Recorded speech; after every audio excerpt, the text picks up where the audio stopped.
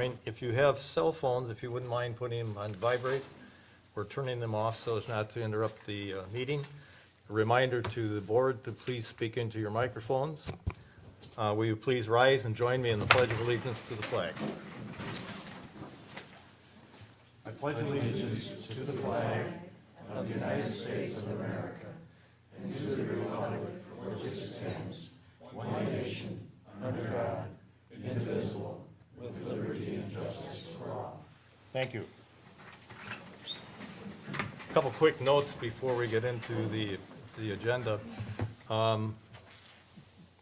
We just had a closed session in reference to, the town and the village have been negotiating for about 2.5, 3 years on the ownership of the wastewater treatment plant. There's a presentation going to be made next week before the Utilities Committee. We're going to make a presentation, and Sister Bay will make a presentation. We're hoping that we can resolve this issue without going to mediation. And secondly, I would want to congratulate Door County North. They received a GEM grant from the state today, and I believe, Darcy, it was for $10,000? Yes. And this is for the upcoming festival during Old Ellison Bay Days that they have. It's the Door County's new outdoor summer event. And I would encourage everybody to attend Old Ellison Bay Days if they can, obviously, and it's not this weekend, it's next weekend, so congratulations. Okay, we need to approve the agenda. Are there any deletions? If not, the chair will move to approve the agenda as presented. Is there a second? I'll second. Seconded by Forkert. All in favor indicate by saying aye. Aye. Opposed? Motion is carried. We then have the minutes of the first meeting of June on June 4th. Are there any additions, corrections to those minutes? If not, the chair will move their approval as presented. Second. Seconded by Gaz. All in favor Excuse me. indicate by saying aye. John, Aye. I have a question. Oh, I just couldn't go ahead. find it real quickly. It's under board compensation. It says Mulligan felt by eliminating the board compensation, the budget would be helped. And Lou, you came back and you said, do not see that helping the budget. And that would be almost an impossible statement. I mean, if you eliminate $40,000, is that what you said? What I said, if I recall, Hugh, was that without seeing a bigger plan to eliminate the financial problems, that the 40,000 or whatever that amount would be if the supervisors gave up their compensation, really wouldn't be that significant in light of a bigger plan as well, if there's something else out there. That's what I think I recall saying. Okay. Okay, we have a motion and a second. All in favor indicate by saying aye. Aye. Opposed? Motion is carried. Treasurer's report. Janet?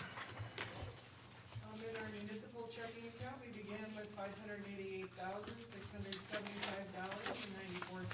We received our first quarter transportation aid and interest, bringing that account to $642,420.77. In the money market account, we started with $210,445.09. After interest, we now have $210,479.68. In the town checking account, we began with $178,964.56.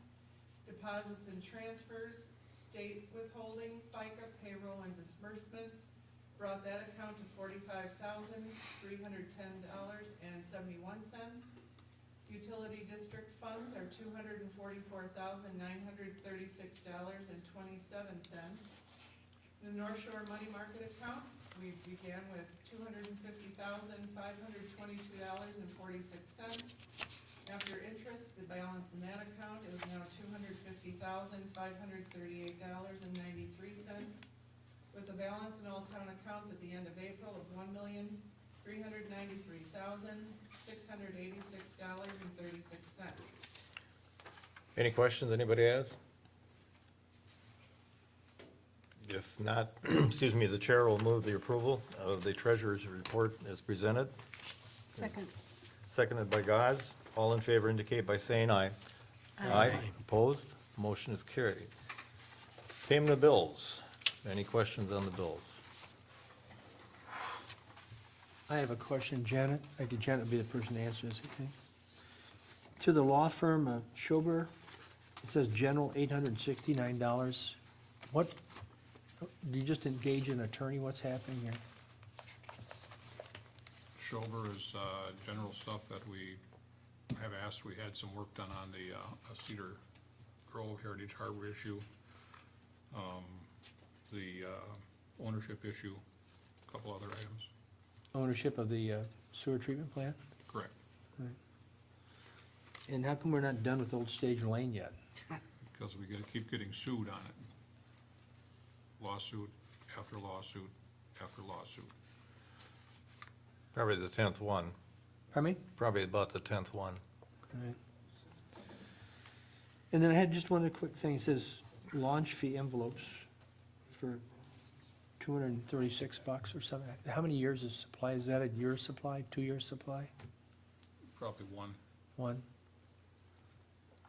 All right, thank you. Okay, any other questions? If not, the chair will move the payment of the bills as presented. Is there a second? Second. Second by Gaz. All in favor indicate by saying aye. Aye. Opposed? Motion is carried. Next on the agenda is public input. This is the opportunity to address the board on any subject and also on the agendized subjects. We'll take open comments first, and then we'll go to any of the agendized items. And I think the easiest way to do this is in the first row. If anybody would like to speak on an agendized item, would you please raise your hand? And Mr. Combs will put your name down and hopefully poke me so I remember to call on you. Second row? 9 and 12. 9 and 12. Anybody else, second row? And third row? I see a hand back there, yes. Oh, can you specify specifically what 9 reads? Are we only talking about the Emerald Ash Borer? Yes. And possibly consideration of action regarding Garrett Bay Road improvements, as listed. Did you want to address that? Correct. Okay. Anybody else in the last row? Okay, then we'll take general comments from the public, and if you wouldn't mind, please stepping to the podium. We are recording and also on YouTube. Hello, I'm Terry McNulty, and I'm running for State Assembly. I wanted to come up and say hi to the board. I look forward to working with you in the future. I'm a small businessman, a family man, and a guy committed to making my community a better place. I have a track record of making sound decisions. I've served over half my life, 20-plus years in the Army. I've been on my village board for 5 years, 3 years as president down there in Village of Forestville, and I did a term on the local school board, Southern Door School Board, where I was treasurer for 2 years and pretty influential in things down there. So I have some insight on how to keep taxes down and how to improve our education in our schools up in our area. I've made local resolutions and ordinances while cleaning up some outdated ones. And I don't see a great need for more restrictive legislation here in the state of Wisconsin. I think we can agree that less government is better, and the common sense we need, and I think I have the common sense to keep Wisconsin moving forward. I hope you find I have the experience to make this next step and look forward to working with you in the future. Thank you. Thank you. And if I did pass out a flyer to everybody. Right. Okay, anybody else, general comment, please? Did we invite the other candidates or not? No, they're free to come if they want, All right, so, and only during the public input. We're not. right, I just wondered. Yeah. Okay, if there aren't any other comments, general comments, we'll move then to the agendized items. And the first on the agenda is the Greater Escarpment Organization of Door County, GEODC. Nancy, I'll turn it to you to introduce our guest. Okay. GODC, the Greater Escarpment Organization of Door County, has been in organization, if you will, for the past 2 years, and we have finally gotten our paperwork behind us and should be receiving our 501c status, according to the federal letter I received, within the next 180 days.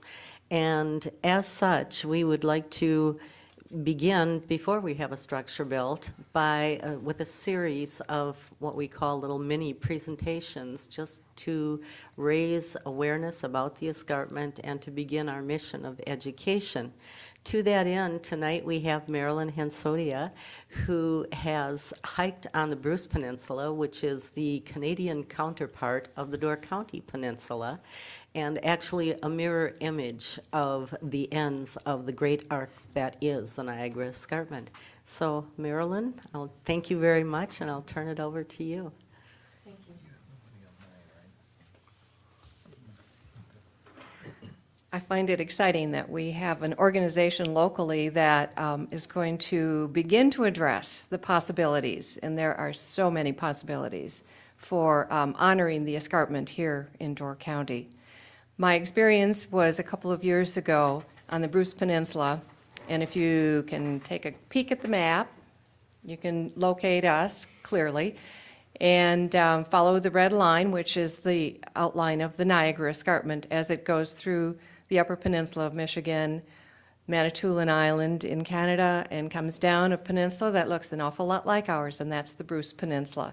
It then follows on down through southern Ontario, ending up at Niagara Falls. As Nancy said, the Bruce Peninsula is in Canada. It's a 60-mile peninsula and a mirror image of us here in Door County. It's bordered by Lake Huron on the west and Georgian Bay on its east side. If you're interested in traveling there, the drive time is about 14 hours, including a little bit of a boat ride, and about 650 miles from here, if you take your route through the Upper Peninsula. The Niagara Escarpment, as you can see from the slide up there, connects us with them in a series of islands and mainland. It's not difficult to imagine how the geologic formation came to be called the Great Arc. It is a term coined by Dr. Gordon Nelson of the University of Waterloo in Ontario and refers to the shape of the Niagara Escarpment at an international scale. While most people in Wisconsin are familiar with the cliffs that make up Door County, few people realize that the escarpment is a prominent landscape feature that spans nearly 1,000 miles in the arc across the Great Lakes region. The landform is referred to by some as the ancient backbone of North America. It runs from eastern Wisconsin through the peninsula of Michigan, Manitoulin Island, Bruce Peninsula, and southern Ontario.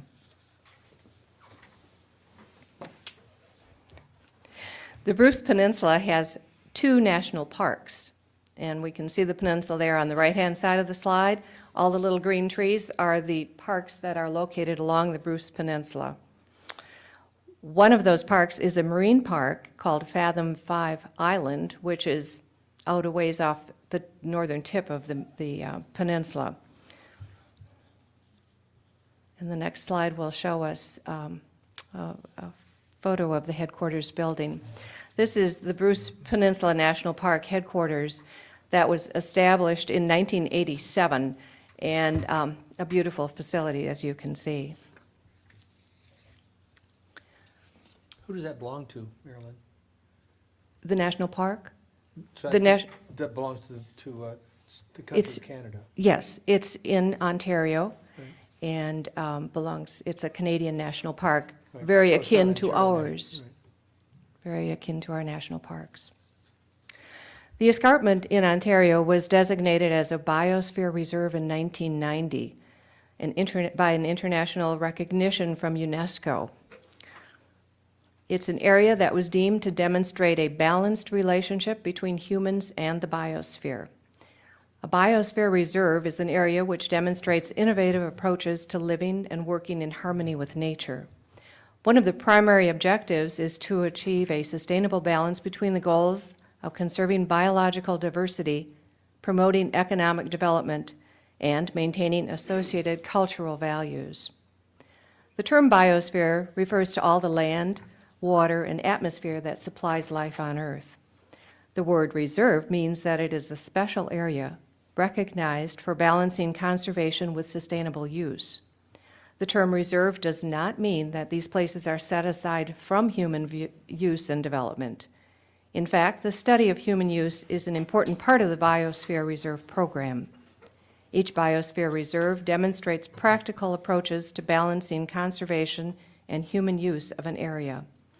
They are excellent examples of community-based initiatives that protect the natural environment while ensuring the continued healthy growth of the local economy. A biosphere reserve that may be familiar to you is Isle Royale. The Bruce Peninsula has the largest remaining area of forest and natural habitat in southern Ontario and is home to some of the oldest trees in the eastern part of North America. It's also an important flyway for migratory birds, as is our peninsula. During our visit in the fall of 2012, we noticed much more protected wilderness along the shoreline of both Lake Huron and Georgian Bay. Infrastructure for tourism is minimal in comparison to Door County. Most businesses are mom-and-pop type operations. The season ends by the second Monday in October, which is when they celebrate their Canadian version of Thanksgiving. The peninsula is open to snowmobiling and cross-country skiing during the winter months, but it seemed like very few lodging facilities were open, so that might be more of a local thing that people do rather than attracting tourists. And we were made aware of some tensions over hunting and fishing rights on the Native American land that is located on the peninsula. The Bruce Peninsula National Park is expansive and well managed. The Park Visitor Center opened in 2006 and has interpretive displays and informative programs. Hiking trails are well maintained, as are the campgrounds and other amenities in the park. The peninsula is also designated as an international dark skies community with restricted ambient lighting. Fathom 5 Marine Park is a short boat ride from Tobermory, which is at the top of the peninsula. A glass-bottom boat features views of shipwrecks in the clear waters. The island features hiking trails and unusual rock formations carved by water action over the centuries. Scuba diving is a popular activity. Nearby, Manitoulin Island is served by a government-run car ferry service that began in 1930. They offer up to 4 crossings per day in the summer season.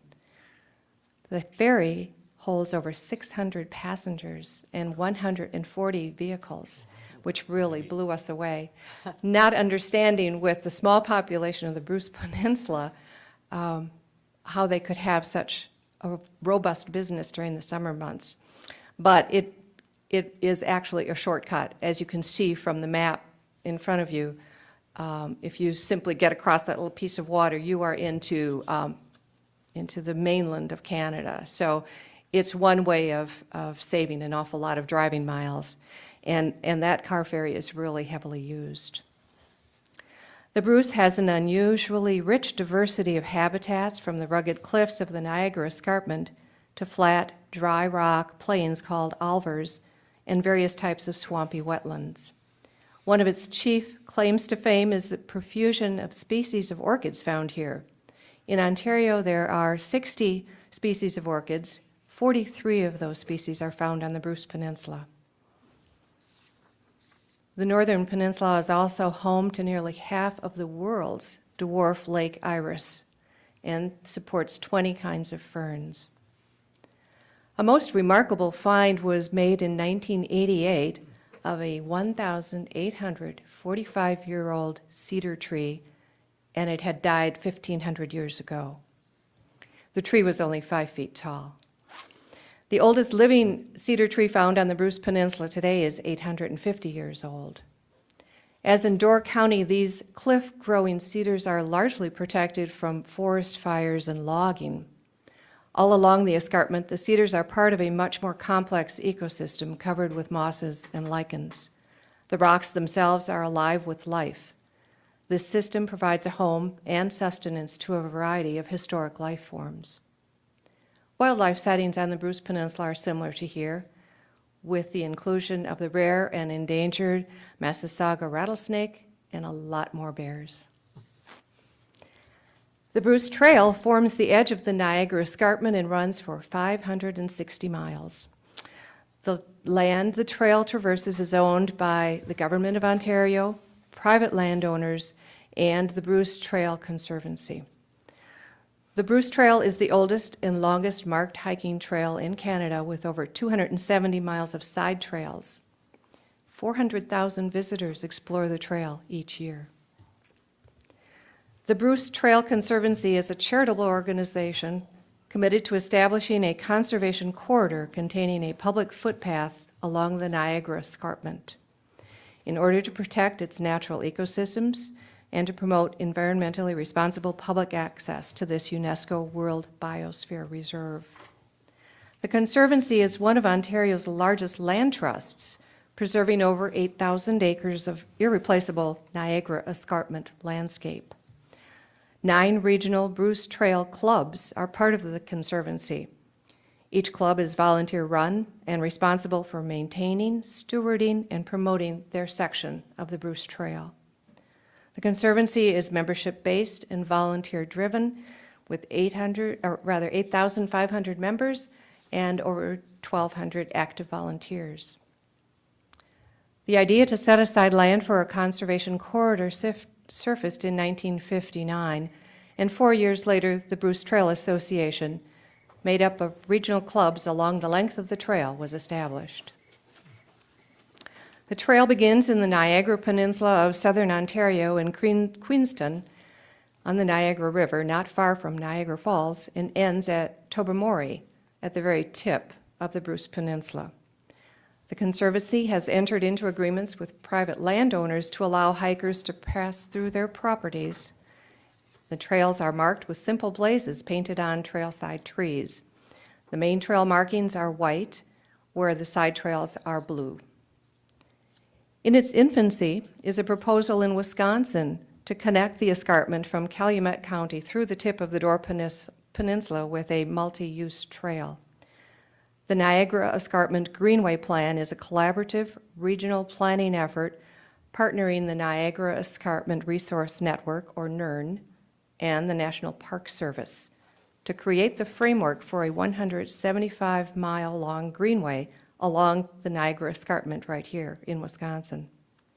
The greenway might incorporate bike paths, multi-purpose trails, and leisure paths to provide access to the unique geology and natural environment of the escarpment.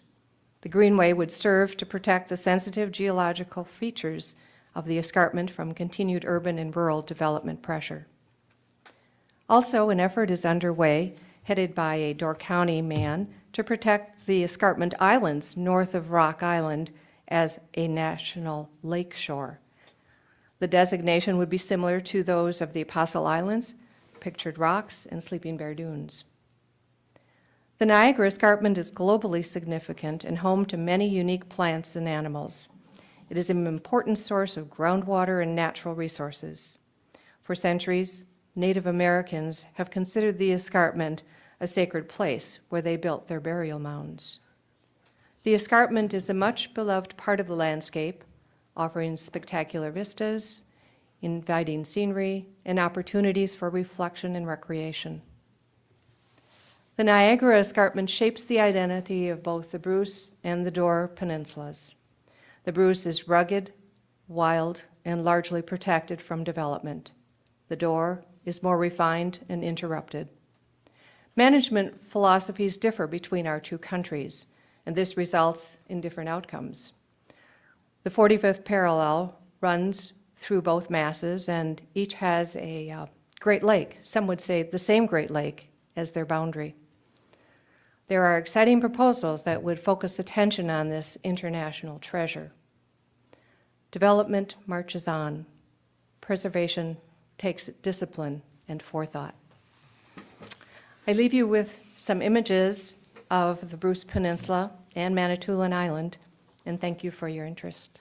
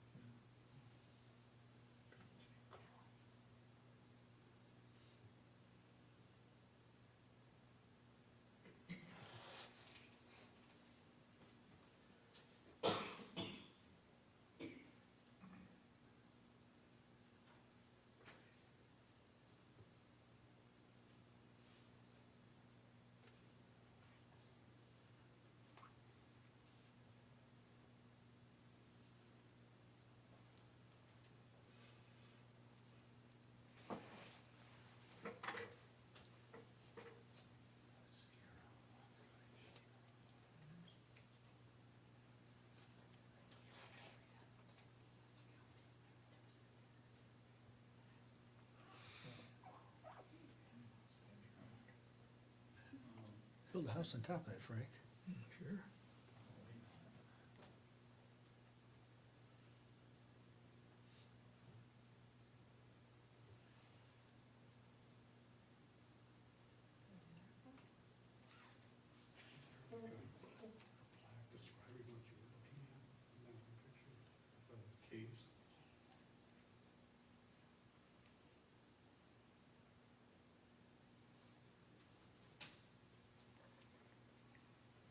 That's the Bruce Trail. And that's the markings on the trail.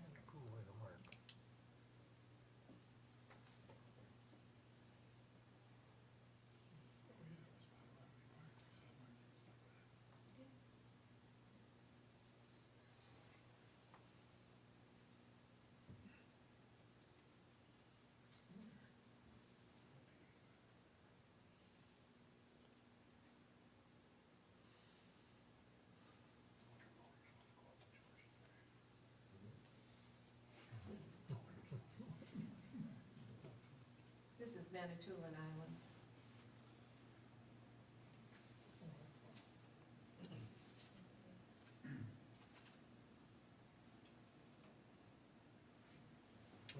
Thank you, Marilyn. Thank you. Kind of looks like home. Yeah. Paul, you wanted to make a comment on this, or?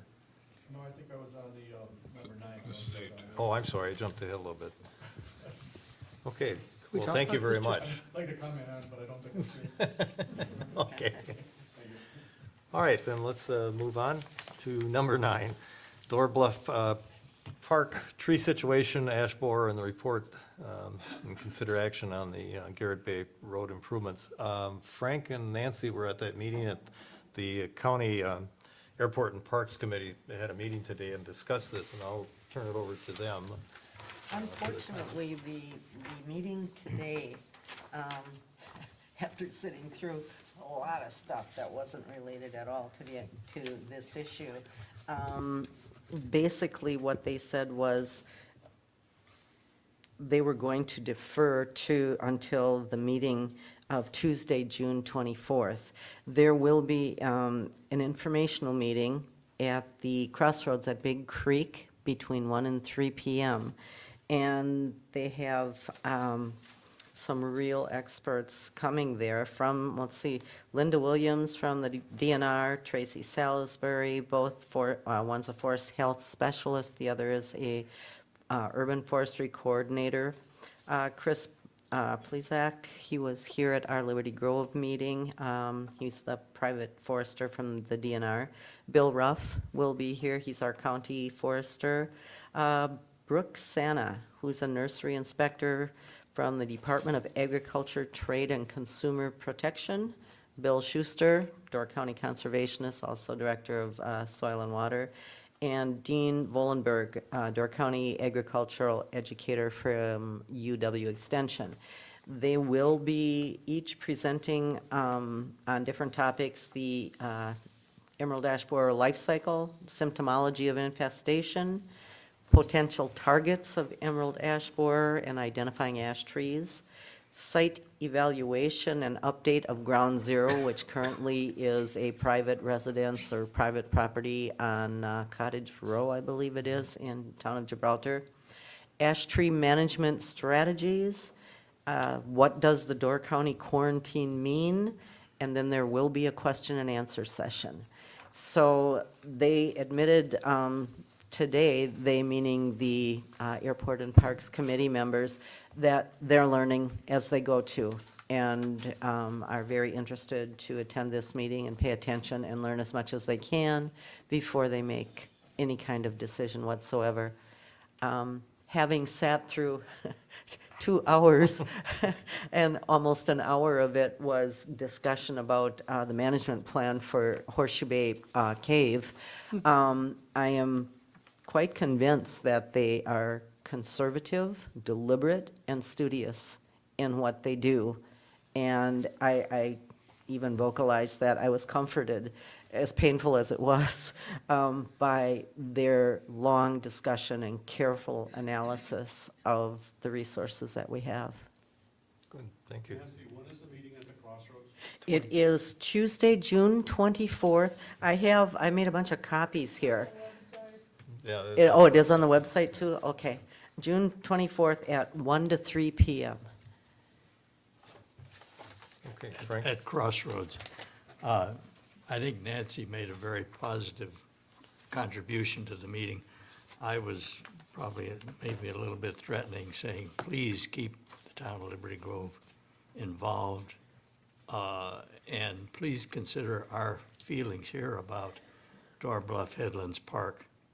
On the, maybe not such on the happy side, they did state that clearing forests at a certain time, both on private lands, who get a tax break, as well as county lands, is a good forestry procedure. I caution, having grown up in Evanston with our Dutch elm disease problem there, that as you get into an infestation of this type, you will discover that you're learning as you go. There are solutions to the problems, and don't be feeling as though you've got to go through and do a wholesale clearing of the woods of the trees that might be infested someday. Okay, thank you. Go Could ahead. I- Nancy or Frank, slightly off the agenda, what did they talk about cleaning up the caves? Did they talk about digging them out or not? There was a presence there, the Wisconsin Speleological Society, that urged them to do some cleaning of the sediment in the caves. The current management plan does not call for that at this time. And here's where I thought they really had, I really applaud them for their conservatism. They are approaching it, they're going slowly, and they're approaching it cautiously, while at the same time leaving the flexibility to learn as they go. They didn't rule it out for the future. They approved the plan that they've been working on. I guess it's something like 90 pages long, and they've been working with 3 separate stakeholders, the county, the DNR, and the Alpine Golf Club. And right now, this is their starting point, and it's quite conservative. But they left the door open as they learn more, that perhaps they would open a portion of it and remove some sediment. But they're not going to go forward immediately with that. Okay, any other questions from the board? I have to just relate that Charlie Brand, who I've known since I was this high, did jokingly say that the committee is waiting for Ellison Bay to redo Garrett Bay Road so it isn't so bumpy when they do the logging. Yeah, that was pretty much my response. Okay, Paul.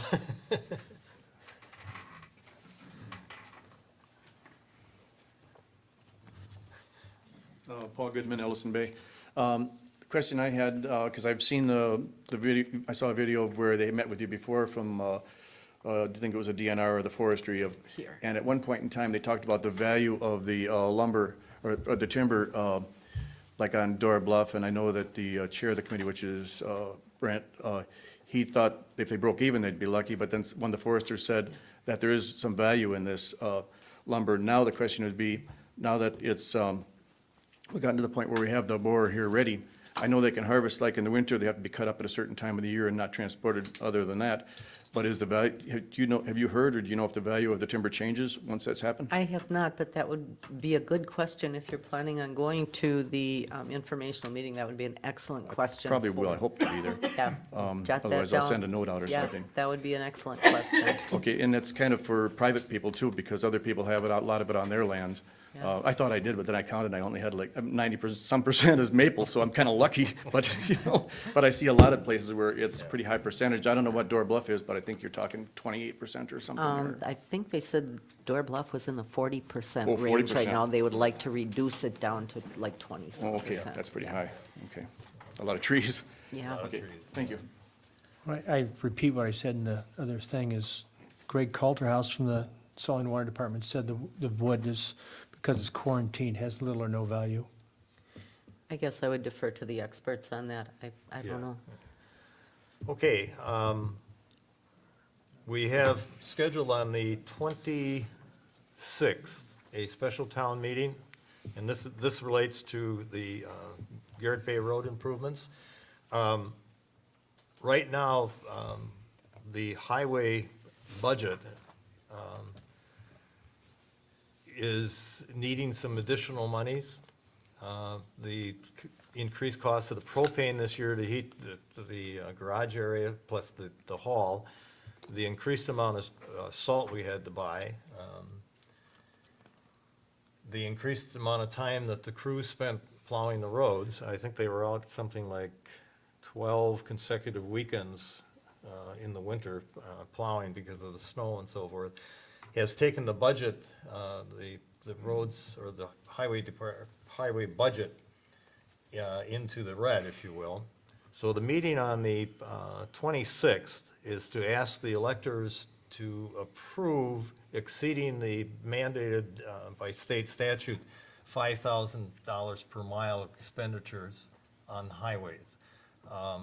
It does not necessarily mean that Garrett Bay Road will be paved. We have to cover those other costs as well, and I think we're looking for, correct me, but it's about 80,000? Correct. And that money would not be added to the tax rolls. We have a contingency fund available, we have a capital improvement funds available, and there's possibility of shifting funds from other budget accounts to cover this. So I encourage everybody to come. I think it's an important issue before the town to be able to cover that budget, so. That being said, I think the board tonight probably is not going to take any action on Garrett Bay Road until after that meeting. And the finance committee and the board then will consider what to do after the results of that meeting. Hugh? Can I ask you a question, John? Currently, the plans are to do a 22-foot road, is that No, 20, a 20-foot road? right. Okay. Yeah, the state has told us they will not give us any trip funds. That's funds that we get back from the state for doing roads and so forth. It's about 22,000 that we'd get back. We would have to have a 22-foot paved roadway. And the proposal that the town came up with is 20 feet, and the board and the highway committee unanimously have said we do not want to go to 22 feet. And then you'd have to have an additional, area of clear zone. So right now, we're talking 20 feet paved, 10-foot each lane, a 2-foot shoulder, and a 6-foot, what they call a clear zone. The clear zone isn't necessarily cleared of everything. There will be some trees and some telephone poles and that left within that zone. So, Is the 20 feet dependent, the traffic count, that dictated the 20 feet, or the traffic count would have had dictated a smaller or larger? no, the traffic count that the state used, that they used, was done in 2008? 9, I believe. 9. That, and they have a formula that they use, and that formula indicated that it would have to be, there was enough traffic on the road at that time to go to 22 feet. So here's my question. If we moved the counter up to the middle of the road, up by like maybe Telfers or something like that, and took another traffic count, and we came down with a smaller one that would allow 20 feet, could we in fact keep the trip funds then for this road? No, Why can't, they won't take our count, you sure of that? yeah. Yeah, they won't do Yeah, another. They were, yeah. I think Bud inquired about that, no, they're gonna stand by their count. And from here on in, they're not doing counts anymore on local roads, only on state highways. So the reason I asked that, it was my impression that the traffic count was taken like right by the post office or something like that. There were No. several locations. Yeah. In both directions, I think there were probably 4 or 5 different locations, both directions, So it's, for our traffic counter. so there was like some up, like where Lee Telford lives and Yeah. stuff Yep. like that? Yep. Okay, any other questions from the board? All right, let's go on then to the next item, number 10, consider plan commission recommendation. Cindy wanted to speak. Oh, I'm sorry, Bud didn't poke me. Go ahead. I had her for number 10. Oh, wait a minute, excuse me. He's got you down for number 10. No, she No, did it say should be number 9. Be It on should be 9. 9. Come on. Yeah.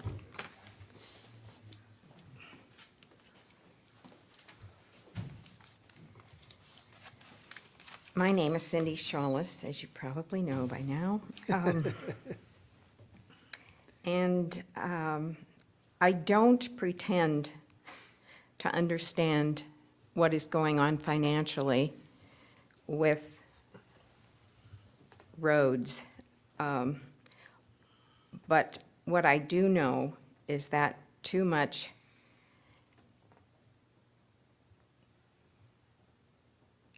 in my mind, of course, these are my thoughts, has been ruined by grandiose ideas of making this unique end of our peninsula into something which it is not and should never be exploited to be. Too much money, in my mind, has been wasted in an attempt to turn this into another mass market locale that blossoms and fades with time, and not enough time nor energy has been focused on preserving what is good and unique and precious. And as Marilyn Hansotia said earlier, honored.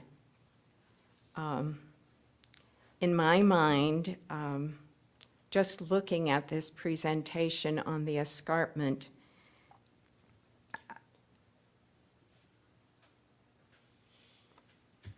indicates so clearly how much this road that we've been talking about for years, Garrett Bay Road, is a part of this escarpment. You drive any length of it as it wraps around into Wisconsin Bay Road, and you sense the beauty of this escarpment here. And so as Nancy encouraged the people with the Emerald Ash Borer project to move slowly and cautiously, I would encourage you, as you make your decisions on what to do with Garrett Bay Road, to move cautiously and slowly.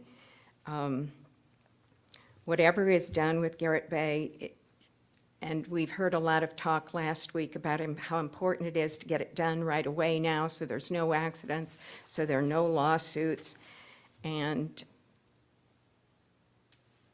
we proceeded quickly last year to cut the trees and get the trees out of the way.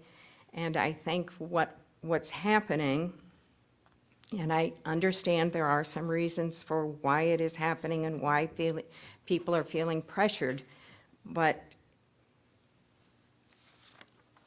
I think that as we decide on what we're going to do, we have to consider the significance and the importance of this road to Door County, to the entire escarpment project as is presented, possibly an international involvement. For these reasons, I have been an advocate of the Heritage Road Program and its guidelines for preservation. I believe I've watched those guidelines and the program I don't mean to cut you disappear. off, but we've got a 3-minute limitation, Am so I- could you wrap it Am up? I over? Yes. So could I just ask a question, Mr. Lowry? Is there a Heritage Road Program that exists anymore? Yes, And does it exist as it existed a year ago? yes. So when the board last week, or whenever you met last time, and accepted the 5 roads that were presented to you as heritage roads, as I recall, when we first developed the program, you had to submit form that presented a road, tell you why it was necessary, or why you would like to have it presented. I didn't see any of that. It was just like, here are some roads, let's pass it. We'll get you copies of that presentation. The board all have those applications, so we can get those for you. Thank you. Sure. Thank you. Thank you. Okay, going on to number 10, Plan Commission, consider recommendation to support conditional use permit of Double S Lodge, add units to bed and breakfast 11086 Highway 42. Nancy? Yes, I see Mr. and Mrs. Pajeski, did I say that right? Are here tonight. I'm a Barnowski, so. Yes, they purchased the Old Wooden Heart Bed and Breakfast, and their wish is to actually add, correct me if I get this wrong here, I don't have my notes in front of me, but to add a net of one room. That's correct. Okay, and one of the downstairs current rental rooms will be turned into a four-season common area porch. And I've already seen the tree removal, nice job, it looks very nice. And basically, as told to us at the Plan Commission, the Pajeskis would like to earn the right to be compared to the White Gull Inn or the Blacksmith Inn in Bailey's Harbor to make a very nice bed and breakfast. And because all of the improvements are within the existing structure, they're not increasing the footprint, they meet all the standards, other than being actually designated a multi-occupancy development, which is what they were coming for the conditional use for. We enthusiastically supported their request and are looking forward to the B&B's opening next year after all the improvements are done this season. And the motion carried 5-0 with one abstention, Mike Mercier, who's involved in the supplies, et cetera. So our recommendation as a plan commission to the board was to support this request for an MOD. Would you frame that into a motion, please? and then we'll I get to sure can. discussion. I would move that the board direct Bud to write a letter of support for the Pajewski request for a multiple occupancy development at, let's see what the address is here. 11086 Highway 42. Thank you. 11086 Highway 42. Is there a second? Second. Okay, motion by Gaz, second by Cavazos. Discussion, board. Yeah, I think, as Nancy suggested, we were all very impressed with the, both the quality of the of the application on, of the property owners on the one hand, and the quality of the establishment that they seek to create. It'll definitely we all think, be a real benefit to the whole presence of Northern Door County. Anybody else? If not, all in favor of the motion indicate by saying aye. Aye. Opposed? Motion is carried. Thank you. Okay, going on to number 11, the town sprinkler ordinance, consider repeal. Bud, I think I'll turn this one over to you as you, It's me. oh, I'm sorry, Lou. That's me. Everybody on the board has gotten a copy. Right. Bud was kind enough to send a copy of the existing sprinkler ordinance from 2008, was it? In the meanwhile, recently, the state adopted a new building code that no longer allows local units of government, obviously including Liberty Grove and Sister Bay, to enact building codes more stringent than those existing at the state level. As a result, all such local codes that had been previously enacted that are more stringent than the new building codes promulgated by the state will be deemed null and void. That should end the discussion, but for the fact that there is a grace period that the state has allowed whereby localities who do have more stringent codes on the books, and in our case, it would be the sprinkler code, that localities that do have more stringent ordinances on their statute books may petition the state to grandfather in those more stringent ordinances. The state, in discussing this grace period, did say that it will be liberally construed against grandfathering in local ordinances.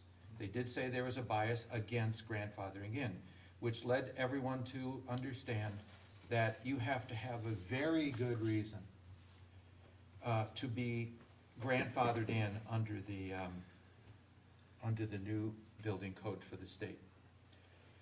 The fire chief asked the fire board, which is of course a joint fire board of Sister Bay and Liberty Grove, to consider either trying to petition the state to grandfather in the existing local ordinance on sprinklers, or to repeal the existing ordinance. We would be repealing the Liberty Grove version, and obviously Sister Bay would be repealing those, should they choose to do that.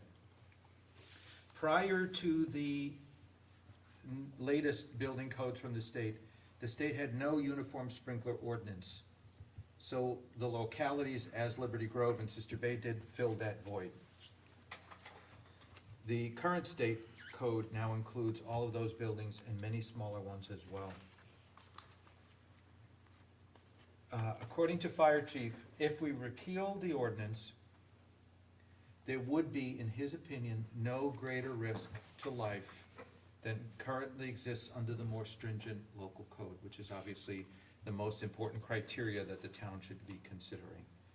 His very carefully thought out and evaluated opinion was that the state codes would be sufficient to cover and protect the local citizens of Liberty Grove and Sister Bay. His recommendation, and then the fire board's recommendation, is that we as Liberty Grove and Sister Bay will do their part, repeal the existing ordinance to be replaced by the state statute. He did mention too that from a practical point of view, if we did repeal the current ordinance and allowed it to lapse in place of the state code,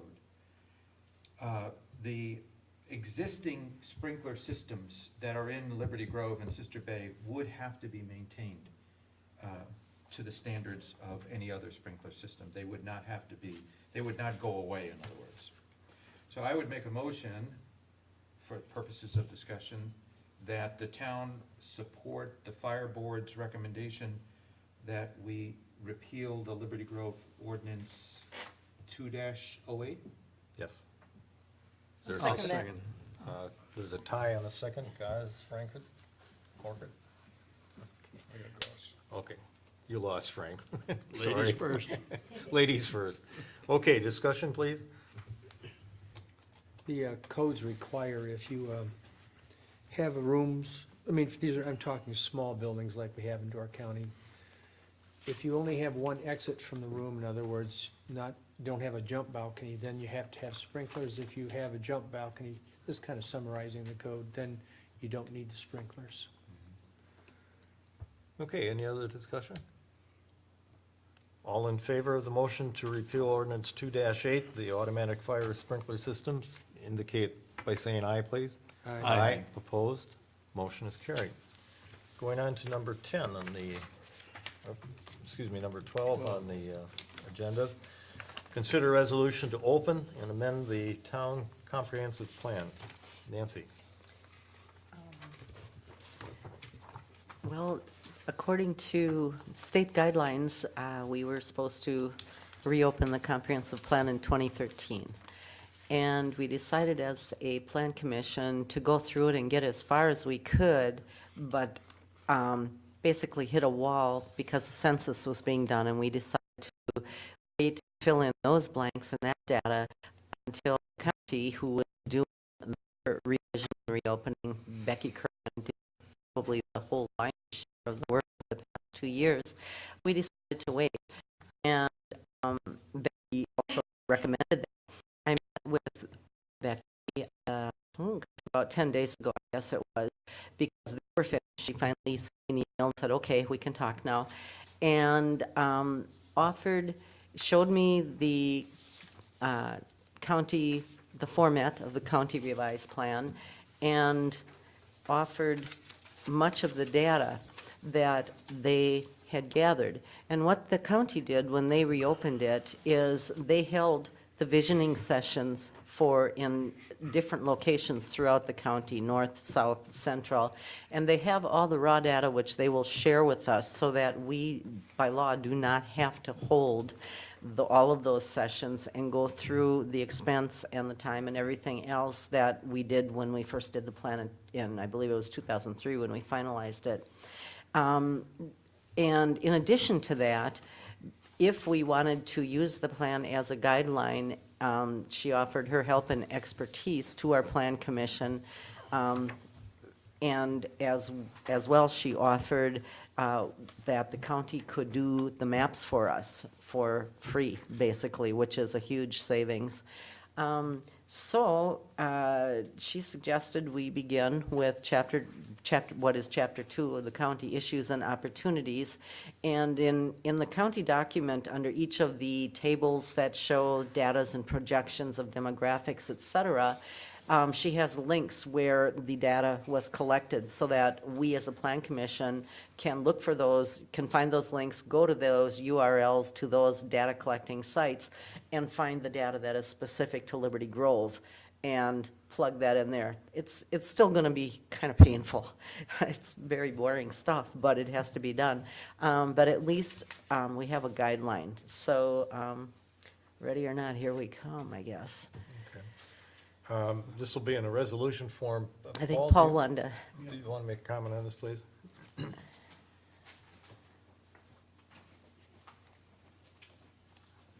Paul Goodman, Ellison Bay. I have a question on the plan. Because it has to be, supposed to be legally done, can you open the plan and then immediately close the plan? The only reason I'm asking that is, we have the Liberty Grove has a comprehensive plan, and now the county has their own comprehensive plan. But have people asked for our plan to be open? Are they going to open our plan, or are they going to open the county plan? No, the county plan has been opened and redone. We are required to open our own plan, and we will still have our own plan, but there are a number of updates that need to be made.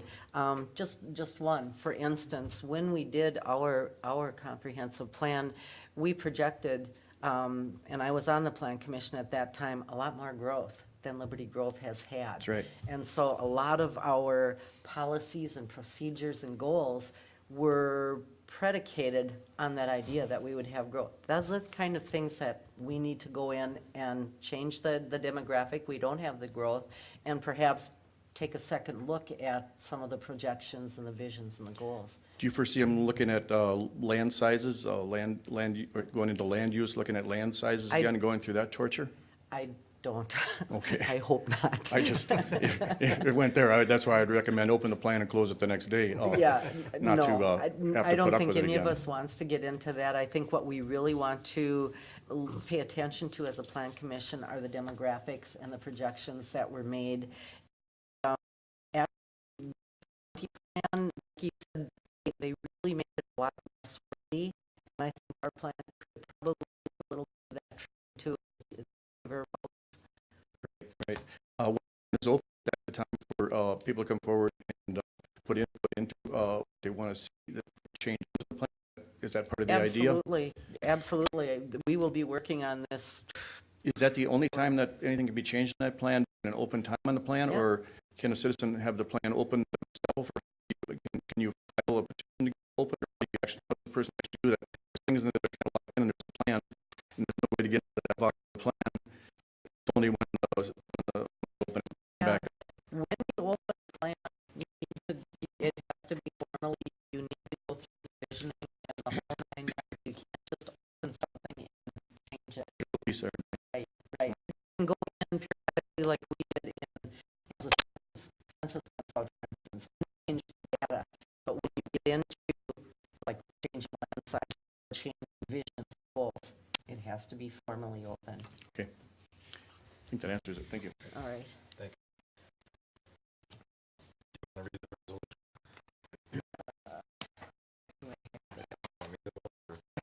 I'm not there. This is, excuse me, town resolution 6/14 of comprehensive plan. Wisconsin is called for a periodic review and improvement of municipal comprehensive plans as implemented. And whereas the Liberty Grove set forth. And whereas the county board of commissioners have the plan, failed to listen to conviction sessions of the county, offer to assist Liberty Grove plan review process. Therefore, be it hereby resolved, the Liberty Grove Plan Commission is authorized to begin work on a review of the town plan and may work with Door County Planning to amend said plan, taking advantage of the visioning results, supporting documents, and contents of the county plan adopted at a meeting of Liberty Grove Town on the 18th of April, 2014. Is there a second? Second. Second. Any further discussion? Roll call, please. Oliken, Yes. Kavazos, Yes. Borkert, Yes. Goss, Aye. Lowry, Yes. carries 4-5-0. Okay, I have a question. go. I can send our current comprehensive plan to Town Web Design for them to load it on our website. Should I do that now, or should I just hold up and wait till we have a new one? Wait, that'd be my opinion. Well, I understand there is a problem with being able to alter our plan, to edit it. And this discussion came up at the Plan Commission, and Lou unbelievably offered to write it as we go. So, Okay, that might not necessarily be true. So, Oh. but we can talk about that. Okay. Because I've got stuff on my computer. oh, okay, But, as far as letting the public, we don't have any more copies of our current plan. yeah, And if we're gonna change it, there's an expense to ordering them. yeah, But I can send it to Town Web, they can upload it onto the website, but then after it's changed, we're gonna wanna do that all over again. yeah. What do you want me to do? Boy, what do you think? I think probably it would be good to have it up there. Yeah, I think so. Okay. All right, thanks.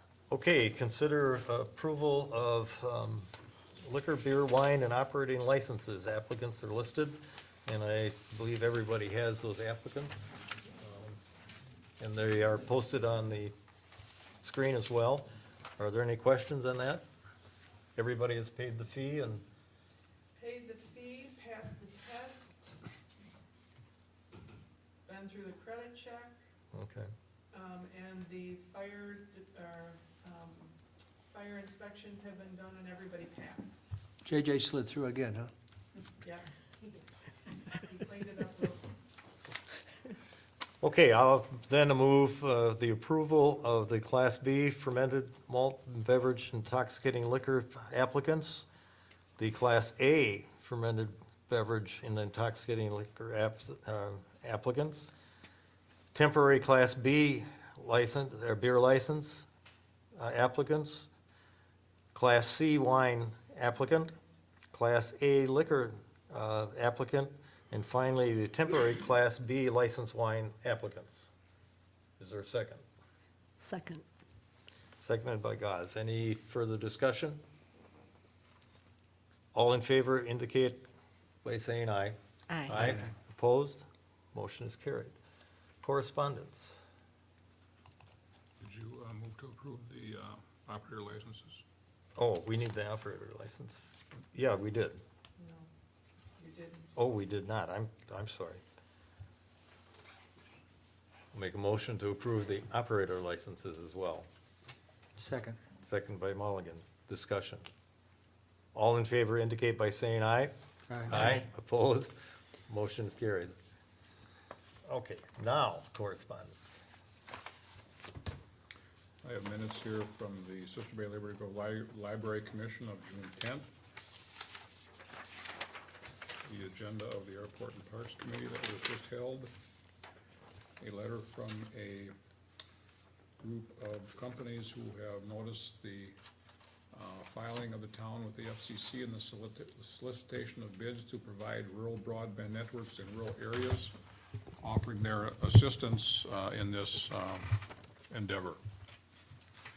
Cellcom is changing the frequencies on our repeater because of the band switches. That will be done after the 4th of July weekend, and we'll be changing our radios too for the repeater service. Some correspondence has gone back and forth on the pedestrian crossing sign in Ellison Bay. As most of you know, we have now purchased 2 of them. The one 2 years ago lasted maybe a week. The one last year lasted a good share of the summer, but by the fall, it was also gone. And we're having a request again from at least one person and probably more, but we only have one email here requesting that we do so again. They cost just under $400 each. But is there a way to fasten those down? Yes, the first year we did not fasten it because we're not aware of that. Last year, they told us that there's an adhesive that you put on, and that was done last summer. But it still walked away. I'm gonna ask the highway to recommend installing the sign again. Yeah, You take your life in your hands up there, yeah, so. yeah. The 2014 full value notice of manufacturing, real estate is $245,100. Personal property is $13,900 for a total manufacturing of $259,000. The decision of the RPC, or actually the Board of Adjustment on an appeal for a zip line, the conditions for the zip line were mainly the ones that were put on the one that the town approved, or did not approve. Last year it was approved by the Board of Adjustment with one additional condition that the 2 parcels shall be legally combined. A letter from a neighbor of Going Garbage stating that Going has apparently not cleaned up the ditches between their establishment and Plateau Road, and alerting the town to the fact of this and hoping that Going Garbage would get that cleaned up before the town starts to mow. Notice of timber cutting on the Hill Family Trust. Sister Bay Liberty Grove Fire Board minutes. DCEC newsletter, environmental news with a bunch of interesting stuff in here about the environment, including health risks of coal tar pavement seal coat, and also ozone alerts in Door County. The June report of the Town Association. Hugh, you should be getting this pretty soon if you haven't already. Getting them. And a letter from Reed Ribble inviting us to join him at a special transportation policy conference on Tuesday, July 1st, 2014 at Heritage Hill in Green Bay.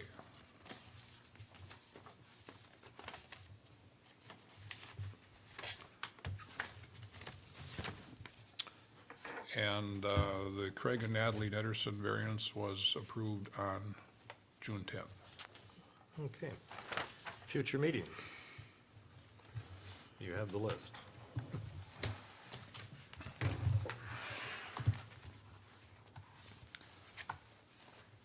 Saturday, we have the electronic recycling and paper shredding going on here from 9 to 1.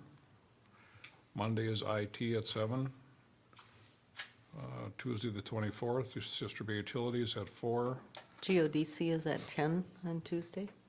and that is at, That's the Peninsula Room at the courthouse. okay. And also the Emerald Ash Borer thing at the Crossroads from 1 to 4. Plan Commission on the 25th from, at 7 o'clock. That'll be on the comprehensive plan again. Special town meeting on highway expenses on the 26th at 7 o'clock. Sister Bay Utilities, Tuesday, July 1st at 7 a.m. Parks and Property at 8 a.m. Town Board, the 2nd at 7. Closed, office closed Friday, July 4th. Highway Committee, July 7. Plan Commission, July 9. Library Committee, 1 PM on the 8th, but on the 8th. Yes.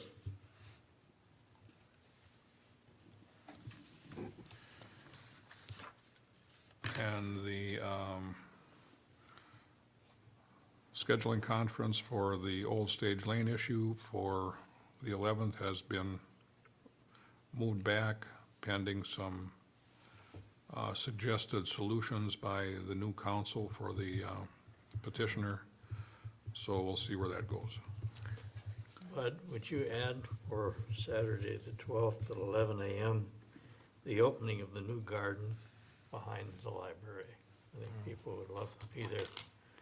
Saturday, Inaugurating it, and there'll be a plaque Saturday the 12th? open for the people that gave us the wonderful donation. Okay. Finance on the 15th at 5 o'clock, Town Board the 16th. And the 26th of July is open book here at the Town Hall from 11 to 1.